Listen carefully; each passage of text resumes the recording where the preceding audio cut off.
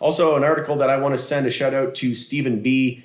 Kellogg reaches tentative deal with union after 2 months of strike. And we've been speculating for a while now that HEXO Corp's new potential CPG partner could be Kellogg's Canada. And if that were the case, then that may be why we've seen a little bit of a delay there. Who knows? Again, I'm just speculating. It could be because of some of the, we also saw an article here about the Hells Angels and authorities questioning HEXO and ties to Redecan and things of that nature. But again, you can't even really see this article. It's pretty difficult to find. And when you go to it, you have to pay $1.99 to even see it. So the article isn't really even accessible to the general public. And it is pretty hard to find. You have to really go looking for it. It's not popping out on any major searches on HEXO. But just wanted to send a shout out to Stephen B. For this. This is absolutely plausible. This is a huge possibility in my opinion, and definitely carries some weight to it. I think that if they were under a strike and they were dealing with those types of issues, maybe they just put a delay.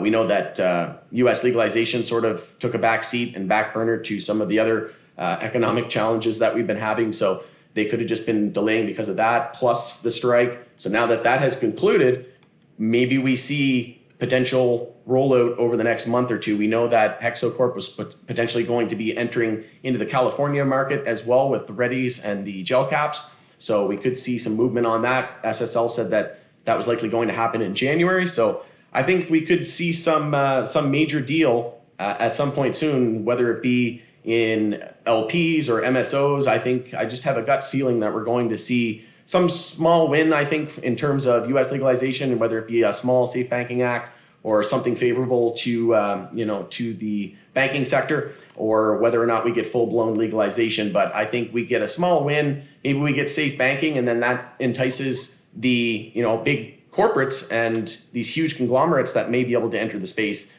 similar to what Canopy did to the Canadian market when it entered and caught everybody off by surprise and sparked a huge euphoric rally. So I think we're going to experience something similar. And I just want to touch on something real quick here. I did do a post on my Twitter and across all socials and Facebook and things of that nature. But unfortunately, I have some sad news. I'm not going to be able to do this interview with Kevin. So Kevin Chow, he is a territory account manager at HEXO Corp for the Toronto area, GTA West in Ontario. Unfortunately, we looked into it, and HEXO management basically decided that only media and legal entities from within HEXO are able to conduct interviews with the public. So we're not going to be able to go ahead with that, unfortunately. But there is some good news. We are potentially going to have an interview with somebody else. So they forwarded my information on to the appropriate party. So be it the legal or the media team.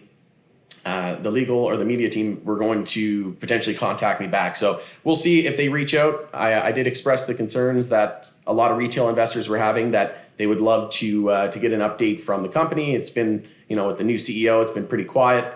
Behind the scenes, it's great that they're coming out with new products. We know that they're filing new trademarks and patents. So, they're hiring as well. So that doesn't really spell, it doesn't really tick off all the check boxes of a failing company to me. But I did express the concerns that it would go a long way if we could just do an interview, maybe, life in the, a regular life in an employee at HEXO or something like that, a regular day in the life of an employee at HEXO, or whether it be, somebody from the legal team. Maybe we could get another AMA or something like that with Trent. We'll see. But something like that would be really cool. I think would resonate with the general public and retail investors. We know they've been pretty silent as of late, and the whole MJ space emotions are just running high, and I think it would go a long way. And we're all big supporters of HEXO. It's my favorite MJ stock. Again, my biggest holding by far. But again, I'm not just holding HEXO. I'm holding multiple different LPs, some larger LPs like HEXO, Tilray, my favorite tier 1 LPs. Then I've got some medium cap and some low cap names as well. I really like Oxley and OGI.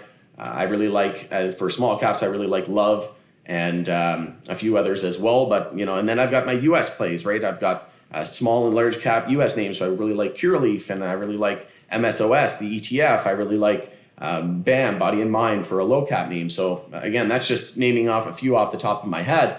But you definitely need to diversify, whether it be in US or Canadian MJ, whether it be into other sectors, tech stocks, or what have you. Real estate, I don't think that any one person, this isn't financial advice, of course, it's for entertainment purposes only, as always, but I don't think any one person should just be investing in one MJ stock or in MJ specifically. I think it's always good to diversify, and the more diversification you have and the more skin in the game you have in different industries and different sectors and different markets, the more opportunity that's going to present yourself. Similar to my story, I really didn't think that real estate was going to take off as quickly as it did over the last several years and 3 to 5 years, and that has completely changed my life. And some of those investments that you least expect to change your life end up doing it and being the one that does. So again, as long as you can have your hand in as many things as possible, but don't stretch yourself too thin either,